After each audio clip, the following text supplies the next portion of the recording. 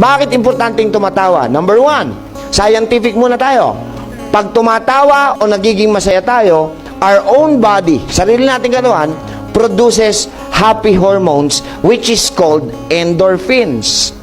And endorphins, for your information, is a natural pain reliever.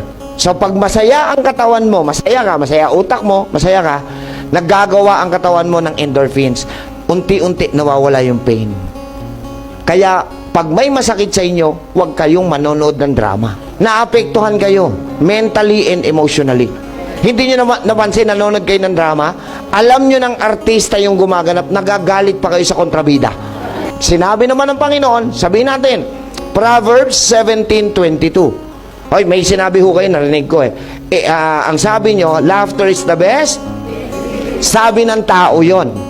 Ang sabi ng Diyos, Proverbs 17:22, a merry heart, hindi laughter, a merry heart, ang masayahing puso. Tama? Ay mabisa pa kaysa gamot. Pero ang malungkuting puso at espiritu ay nakatutuyot hanggang buto. Hindi totoo yung laughter is the best medicine. A merry heart, masayahing puso. Alam niyo kung bakit pinabubulaanan ko yung laughter is the best medicine? Sa mental hospital, araw-araw tumatawa. Wala namang gumaling.